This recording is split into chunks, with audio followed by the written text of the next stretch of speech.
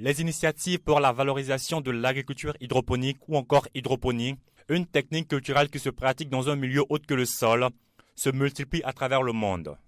En Côte d'Ivoire, un projet soutenu par l'Agence d'études et de promotion de l'emploi AGEP, portant sur une exploitation de 124 000 hectares sur 5 ans, a été lancé il y a peu dans plusieurs départements du pays par l'ONG Jeunes au Travail. Mais l'on s'interroge aujourd'hui sur l'intérêt de cette pratique, mais aussi et surtout sur son caractère écologique. Nous tenterons de lever un coin de voile sur ces interrogations à travers ce reportage. Studio Mosaïque. École des radios. Ce mercredi 25 novembre 2015, accompagné de Sagbou Stéphane, technicien à Cocosol, l'une des structures pionnières dans le développement de cette technique culturelle en Côte d'Ivoire, nous nous sommes rendus dans la parcelle de M. Kosonou à Diorobité, une circonscription située en périphérie d'Abidjan, afin de s'enquérir des conditions de production en agriculture hors sol.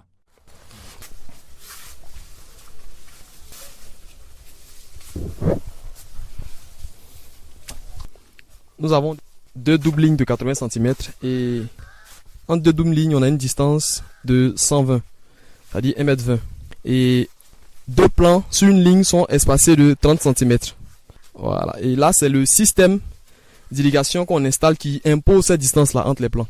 Voilà. C'est-à-dire, on finit de faire l'installation du système et sous chaque goutteur, qui sont espacés de 30 cm, on met un sachet de culture. C'est après cela qu'on fait le répiquage. Et donc, on est sur une superficie de 250 mètres carrés sur laquelle on a planté de la tomate. Nous sommes à 10 semaines du répiquage.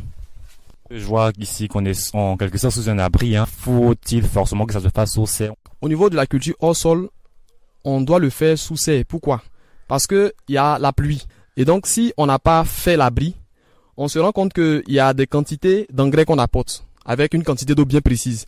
Et s'il y a l'eau de pluie qui vient s'ajouter dans le substrat, cette eau-là va lessiver l'engrais qu'on a déjà apporté. C'est comme si on avait apporté l'engrais dans le vide. Voilà, donc il faut un abri. Il faut que l'abri soit couvert pour que cette eau-là ne puisse pas s'acheminer dans le substrat. Et aussi, la bâche qu'on utilise doit être transparente. Parce qu'il y a le phénomène de la photosynthèse qui permet à ces plantes-là de pouvoir fabriquer ces glucides, ces protéines, voilà, dans les fruits. Donc, il faut un abri transparent qui laisse passer la lumière pour que cette photosynthèse se fasse.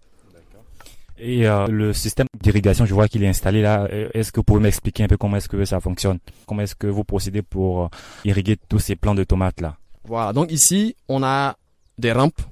Voilà, et ces rampes là sont connectées à la porte-rampe. Voilà, donc c'est cette porte-rampe là qui se connecte directement au fût. Donc, il y a la solution nutritive qu'on fait.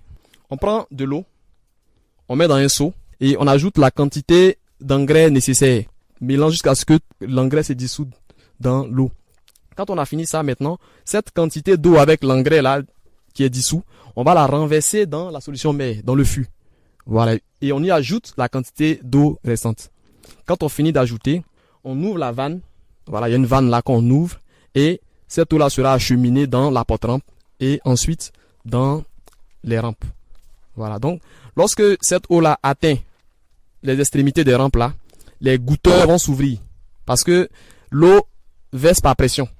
Voilà. Donc, quand l'eau arrive au niveau des différents gouteurs là, voilà, les gouteurs s'ouvrent et l'eau commence à couler. C'est des gouttes. Voilà. Donc, avec ces gouttelettes là, on est sûr que chaque plant reçoit la même quantité d'eau. Voilà, en même temps. Et on le fait combien de fois par semaine, par exemple? Bon, d'autres préfèrent faire ça 2 arrosages dans la journée. D'autres aussi préfèrent faire 3 arrosages dans la journée. Bon, par exemple, au niveau de l'arrosage, on peut faire l'arrosage matin. Et puis au niveau de midi, ou bien au niveau de 14 heures, on se rend compte qu'il fait tellement chaud que voilà, les plantes commencent à flétrir. Donc pour cela, on peut repartir l'arrosage à 3 apports. C'est-à-dire on fait un arrosage matin, une quantité, à midi on fait une quantité, et puis le soir on fait une quantité. Là, on est sûr qu'il n'y aura pas ces flétrissements-là. Edouard Kouassi, le responsable marketing et communication de Cocosol, nous dit en des mots simples, c'est quoi l'agriculture hydroponique? L'hydroponie, c'est en fait une sorte d'agriculture qui se fait en dehors de la terre. Voilà. On sait que traditionnellement, quand on veut cultiver tout ce qui est produits maraîchers, vivriers et autres, on le fait directement dans le sol. Alors, l'hydroponie vient pour nous permettre de cultiver sans tenir compte de tout ce qui est comme élément caractéristique du sol qui peut permettre un bon développement des plantes. Alors, en hydroponie, on va cultiver sur un support qui est bien entendu autre que le sol, mais un support auquel nous allons apporter tout ce qui est éléments nutritifs. La technologie hors sol s'appuie sur des supports de culture naturels tels que la fibre de coco, la bille d'argile, la laine de roche, mais elle se pratique comme l'agriculture traditionnelle, à la seule différence qu'elle n'est pas soumise aux aléas climatiques. L'agriculture hors sol suit les mêmes étapes que l'agriculture traditionnelle. Voilà. À la différence que en technique hors sol, nous avons la possibilité nous-mêmes de contrôler notre cycle de production. Voilà. Contrairement à la technique en terre où l'on se fie au climat, à la nature, ici, le cultivateur est maître de sa plantation. Et donc, il dispose d'un terrain, d'un espace de culture relativement plat, sur lesquels il va disposer des sachets qui vont contenir du substrat qui est fabriqué avec de la fibre de coco. Et donc, c'est dans ce substrat-là qu'il va faire le planting. Voilà. Une fois que c'est fait, il va procéder à l'entretien de la plantation par l'arrosage et, je veux dire, la nourriture, bien sûr, avec tout ce qui est comme solution engrais et autres qui sera apporté au substrat. Édouard Kouassi confie que l'agriculture hydroponique est certes coûteuse, mais très rentable. Elle permet de doubler, voire de tripler, la capacité de production du praticien. Le coût de l'investissement en agriculture hors sol est beaucoup plus élevé qu'en technique de culture traditionnelle. C'est normal parce que nous avons des outils modernes que nous utilisons. Voilà. Nous avons des plaques alvéolées, nous avons les sachets de culture, nous avons le système d'irrigation qu'il faut installer, nous avons les abris qu'il faut construire, il y a des motopompes à installer si le cultivateur ne se trouve pas à proximité d'un point d'eau pour l'arrosage, tout ça. Donc ce sont des éléments auxquels les personnes qui font l'agriculture en terre ne sont pas habituées. Du coup, quand ils viennent faire l'agriculture hors sol, qu'on leur dit qu'ils doivent acheter ou se fournir en ces éléments que je viens de citer, du coup, se pose la question de savoir pourquoi est-ce que c'est trop coûteux. Mais bon, c'est relatif parce que le rendement hors sol nous permet bien évidemment de pouvoir amortir toutes ces dépenses-là. Voilà. Dès le premier cycle déjà, on a la possibilité d'amortir toutes ces dépenses qu'on a fait et à partir du second cycle, ce n'est que des bénéfices. Et tenez-vous bien, en hors sol, on a des rendements qui sont 2 à 3 fois supérieurs par rapport à la technique en terre. Outre l'aspect de rentabilité, l'hydroponie présente bien d'autres avantages. Il explique que l'agriculture hydroponique a surtout le mérite de produire même en période de contre-saison. Les avantages sont le fait que vous pouvez cultiver à tout moment de l'année, sans tenir compte du climat, je l'ai répété, justement c'est une agriculture contre saison. Donc on a la possibilité de faire plusieurs récoltes l'année.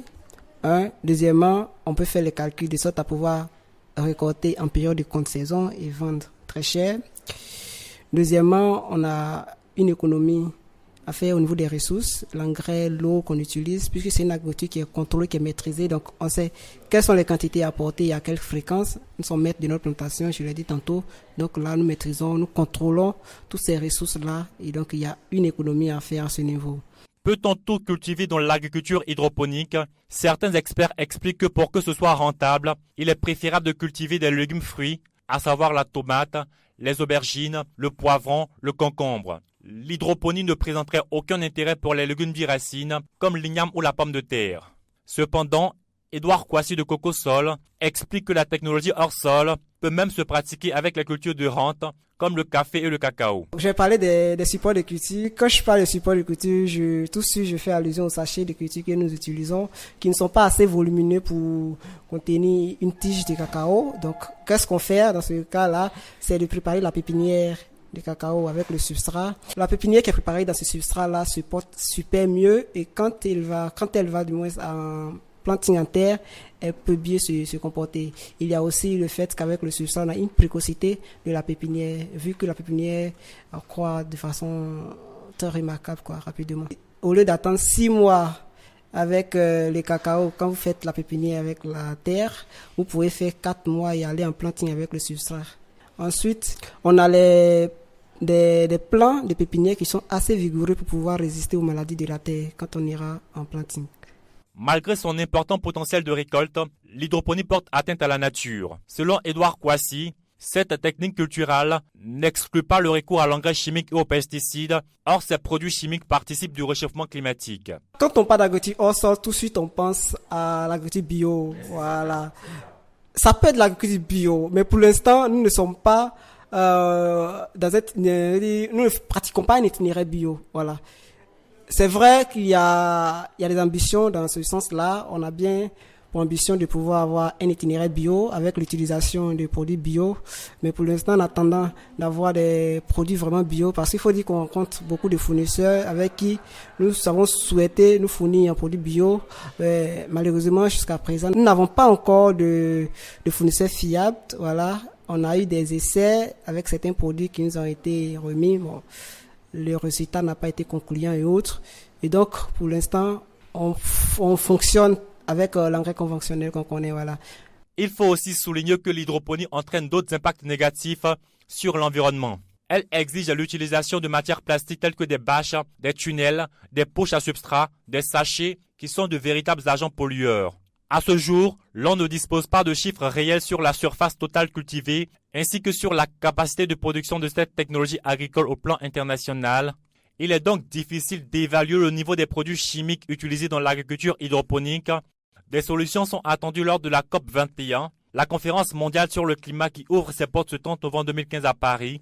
Il sera question pour les dirigeants du monde d'asseoir des mesures concrètes allant dans le sens de la réduction des émissions de gaz à effet de serre.